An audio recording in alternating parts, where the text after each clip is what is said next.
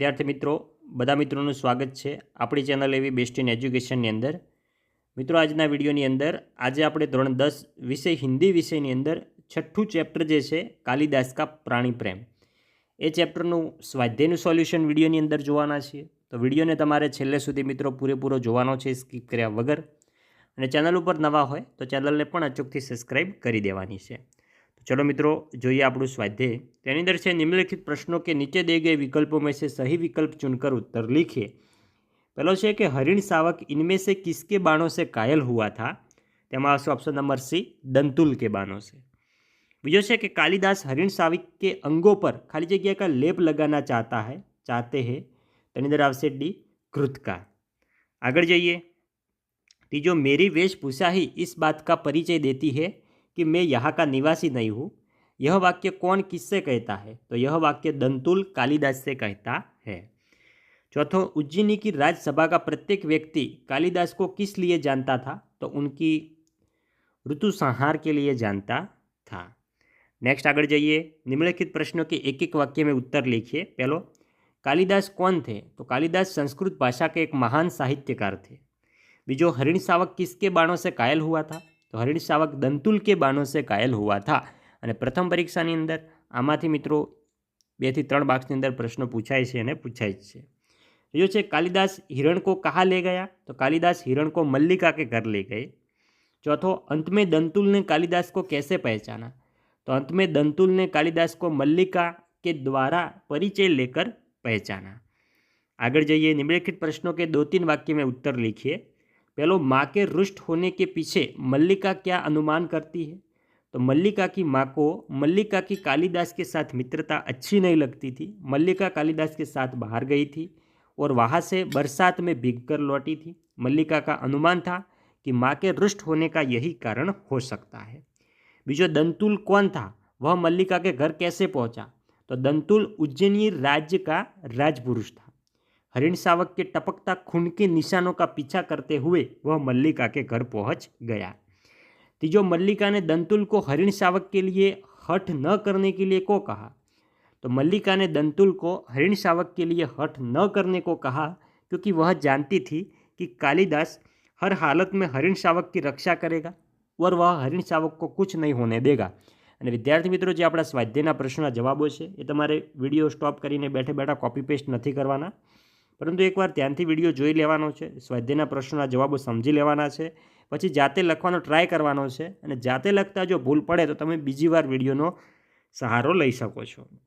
બાકી પહેલી વાર જોઈને કોપી પેસ્ટ કરવાનું નથી। चौथो છે कालिदास दंतुल को अपराधी न मानने के लिए क्या तर्क देता है? तो पार्वत्य भूमि के निवासी पशु पक्षियों को बहुत प्रेम करते हैं और उस क्षेत्र में जीवों का शिकार करना अपराध था। लेकिन दंतुल पार्वत्य भूमि का नहीं था, वह बाहर से आया था और वह इस नियम से अनजान था, इसलिए दंतुल को अपराधी नहीं कहा जा सकता। कालिदास दंतुल को अपराधी न मानने के लिए यह तर्क देते हैं। पांचवां है कि उज्जैनी की राजसभा कवि कालिदास का सम्मान किस तरह करना चाहती है? तो कालिदास ने ऋतु संहार की रचना की थी। उज्जैनी की प्रजा ऋतु संहार के लेखक कालिदास को जानती थी। उज्जैनी के सम्राट ने स्वयं ऋतु संहार को पढ़ा और उसकी प्रशंसा की। इस कारण उज्जैनी की राजसभा कवि कालिदास का सम्मान उन्हें राजकवि का पद देकर करना चाहती थी। હવે છે 4-5 वाक्य में उत्तर लिखिए જે પરીક્ષાની અંદર 4 ગુણની અંદર પૂછાય છે। પહેલો છે કે ઘાયલ હરિણ શાવક को बचाने के लिए कालिदास ने क्या क्या किया? तो ये પ્રશ્નોનો પણ અહીંયા તમને સંપૂર્ણ જવાબ આપેલો છે સરસ રીતે ટાઈપ કરીને। તો વિદ્યાર્થી મિત્રો, તમારે વિડીયો સ્ટોપ કરીને સંપૂર્ણ પ્રશ્નનો આન્સર જે છે એ વિગતવાર એકવાર વાંચીને પછી લખવાનો છે। બીજો છે કાલિદાસ હરિણ શાવક को क्यों बचाना चाहते थे? તેનો પણ અહીંયા સંપૂર્ણ જવાબ છે, જોઈ શકો છો। પ્રશ્નનો જવાબ સંપૂર્ણ આપેલો જ છે। आगे जो तीजो कि हरिण शावक के लिए कालिदास और दंतुल के बीच में हुए संवाद को अपने शब्दों में लिखिए। તેનો પણ અહીંયા સંપૂર્ણ સંવાદ તમને સ્પષ્ટ કરીને આપેલો જ છે મિત્રો, જોઈ શકો છો। જે વિડીયો સ્ટોપ કરીને એકવાર વાંચીને પછી તમારે લખવાનું છે। હવે છે आशय स्पष्ट कीजिए कि तुम्हारे लिए प्रश्न अधिकार का है, उनके लिए संवेदना का है। તેનો પણ અહીંયા સંપૂર્ણ આશય તમને સ્પષ્ટ કરીને આપેલો છે, વાક્યનો અર્થ સંપૂર્ણ સ્પષ્ટ કરીને વિગતવાર તમને આપેલો જ છે, જે તમારે એકવાર વાંચીને લખવાનો છે। बीजो, यह हरिण शावक पार्वत्य भूमि की संपत्ति है। राजपुरुष और इसी पार्वत्य भूमि के निवासी हम इसके सजातीय है। તેનો પણ આ વાક્યનો પણ સંપૂર્ણ ભાવાર્થ અહીંયા સ્પષ્ટ કરીને આપેલો છે, જો તમે જોઈ શકો છો।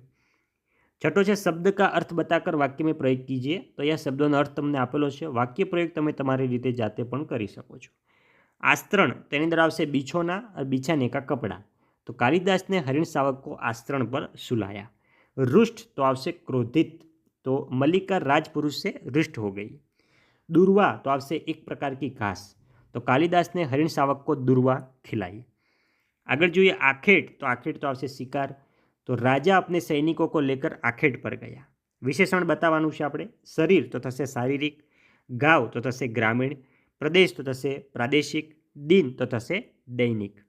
आगळ જોઈએ पीड़ा तो थशे पीड़ित। हवे आपणे भाववाचक संज्ञा बताडवानी छे। कोमल तो थशे कोमलता, बहुत तो थशे बहुतायत, रुष्ट तो थशे रुष्टता। आगळ જોઈએ दो समानार्थी शब्द आपणे आपवाना छे। लहू तो थशे खून और रक्त, हरिण तो थशे हिरण और मुर्ग, ऋतु तो मौसम और समय, दूध तो दुग्ध और पय। आगळ वधीशुं। आगळ छे सविग्रह समास के भेद बताइए।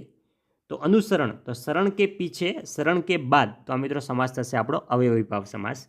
हिरण शावक तो हिरण का शावक। तो अहीं अंदर थशे संबंध तत्पुरुष समास। प्रतिदिन तो दिन दिन हर दिन। तो आ थशे अवयवी भाव समास। निःशस्त्र तो बिना शस्त्र के। तो आ पण आपणो थई जाय अवयवी भाव समास। तो विद्यार्थी मित्रों आ हतो आपणो धोरण 10 विषय हिंदी विषयनी अंदर चैप्टर नंबर 6 जे छे कालिदास का प्राणी प्रेम एनुं स्वाध्यायनुं सोल्यूशन। मित्रों विडियो सारो लाग्यो होय विडियोने अचूकथी लाइक करजो। चेनल पर नवा होय हजी सुधी चेनलने सब्सक्राइब ना करी होय तो चेनलने पण सब्सक्राइब करजो। मळीशुं आवनार विडियो साथे। त्यां सुधी आवजो। भारत माता की जय।